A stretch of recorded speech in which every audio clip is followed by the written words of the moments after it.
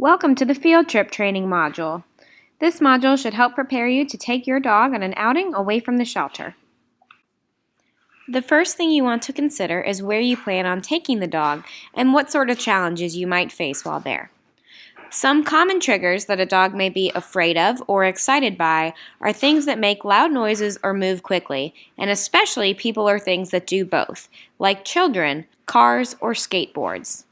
Many dogs can be shy around strangers, especially if those strangers move quickly towards them, reach over them, or touch them. Know your individual dog as well, since their personal preferences or anxieties will be unique to them. They may be totally relaxed around loud noises, but terrified of cats, which of course will change where you can comfortably take them and when they'll need extra help from you. Finally, keep in mind that when I talk about triggers, also known as stimuli or distractions, excitement is still a form of stress and demonstrates a difficulty with the dog remaining calm.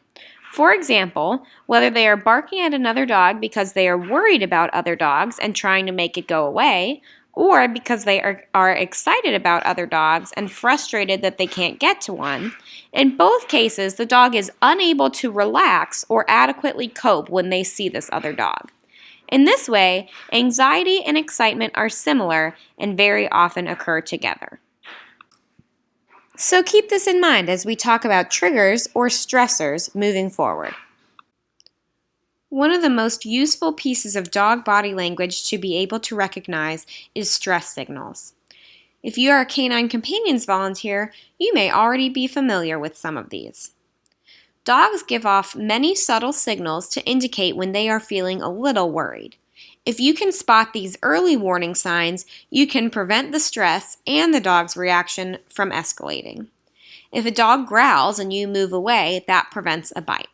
Even better and earlier, if a dog lip licks and you give them some space, they never have to get to the growl.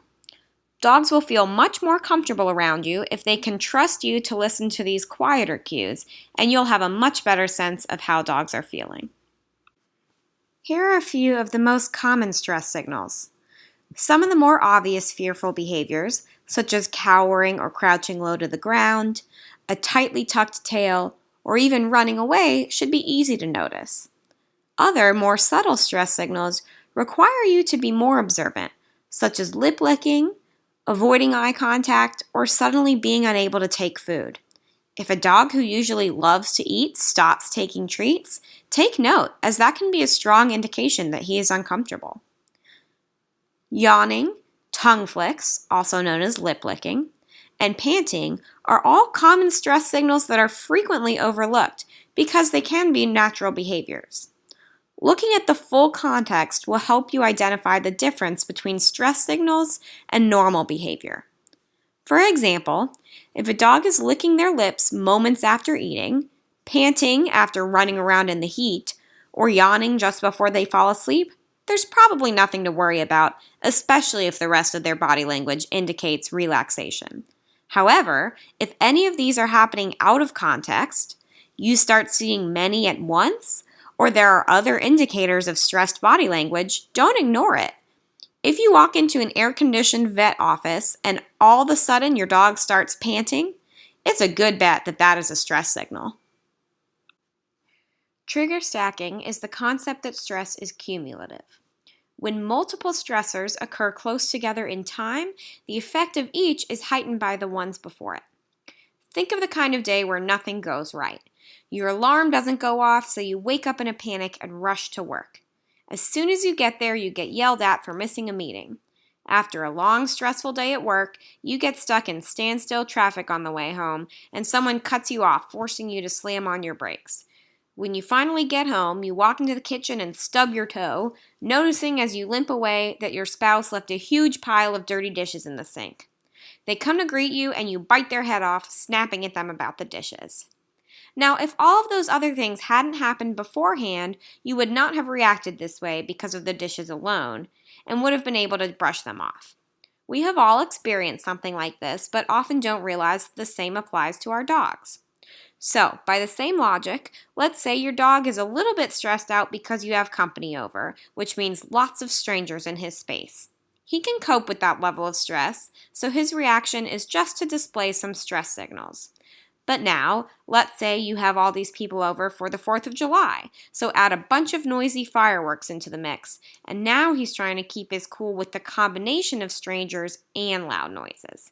At this point, he starts growling at people, but as long as they walk away and leave him alone, everything is still fine. Finally, let's imagine this same scenario, but in this case, the dog has a minor injury, leaving him with a painful paw. The additional stress of the sore paw on top of the other stressors is enough to push him past his limit of what he can handle, and now the situation leads to a bite. So, how much is too much? It depends on the dog and on the day. Even if your dog did okay at last year's 4th of July party, the situation is different if he has a sore paw this time. In this example, the bite could have been prevented by taking some smart steps, which you can apply to field trips as well as life in general with an animal. First, try to know the individual animal. Think about what their stressors are, and then do your best to minimize as many of them as possible. If they're recovering from an injury, make sure their pain is well managed by medicine, or wait until they're all better before taking them out. By thinking about the individual dog as well as where you plan on going and what you might encounter there, you'll be much better prepared by the time you're there. In our example, this could have meant knowing that the dog was wary of strangers and loud noises, realizing both would be there, and putting the dog away in their own quiet room with music playing to help drown out the fireworks. This would drastically reduce the stressors, avoiding the bad situation entirely.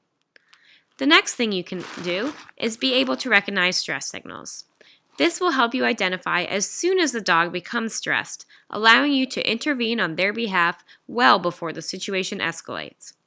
If you see the dog lip-licking and avoiding eye contact as a stranger pets them, walk the dog away and give them a chance to decompress with some quiet time and treats before introducing him to another person. Or if you start seeing stress signals that are increasing or not going away with breaks, it might be time to head home for the day. Finally, remember that a key element of trigger stacking is time, stressors happening too close together. So, although some stressors simply cannot be avoided, like strangers or noise at an adoption event, if you can eliminate some other stressors or spread them out over a greater amount of time, this will help too. A good example is that if you have an animal stressed by car rides and it's going to take a car ride to get wherever you're going, build in extra time to take a pause after you get there and before beginning the event. Hang out with the animal after parking and give them some time to recover from the trip in a calm area before walking into the chaos. They'll be better able to handle it if they've had the chance to bounce back from the drive first. Since not all stressors can be avoided, you will want to have strategies that can help the dog in the moment. Use rewards. Using rewards can both distract the dog in the moment and give them a positive association that will help them cope better in the future as well. Remember that not all dogs enjoy the same things, so make sure to find a reward this particular dog likes. Take breaks from the action, like we talked about with trigger stacking.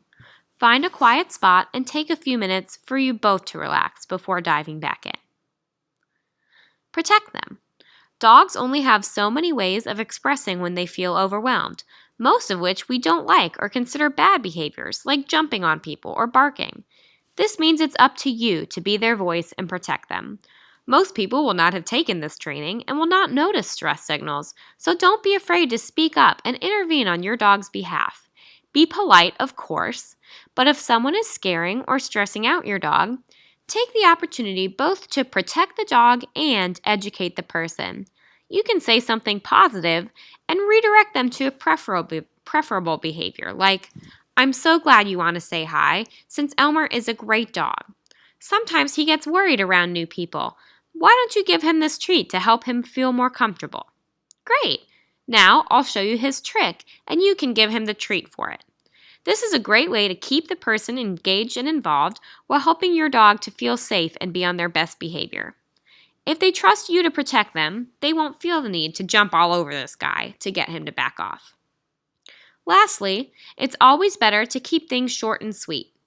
Being at an event or out on a hike is a lot of stimulation for the dog and a lot of work for you, too. Better to have a brief, great time than to stay until you're both exhausted and not at your best anymore. Look at That is a great game for helping your dog stay calm around distractions. You can play it with them both while you are at an event and as practice to help them get ready for harder and more exciting environments. Play this game with your favorite shelter dog or foster to get them ready to go on a field trip. Depending on how you are watching this, the Look at That video should either play right in your browser or you will need to go to the attached link to watch the video. Please do so now. One last thing that will help you on your outings is some knowledge of leash walking basics. Make sure you've spoken with staff about the right equipment to take your dog out in, as the proper harness or collar for them may make a big difference. While walking, you should use treats, your voice, and your movements to guide and reward your dog for loose leash walking without pulling. Practice in canine companion class, family dog classes, or ask one of our trainers for a primer to learn how to best do this. One of the reasons for going on field trips is to get that individual animal out in public where they could meet a potential adopter. When you are promoting an animal for adoption, it is important to be both honest and positive. Think of it kind of like a first date. You should never lie or conceal important information, but it's better to open with the animal's best qualities and to frame things in a positive light. Try to let people get to know the dog and give them the chance to fall in love with them first.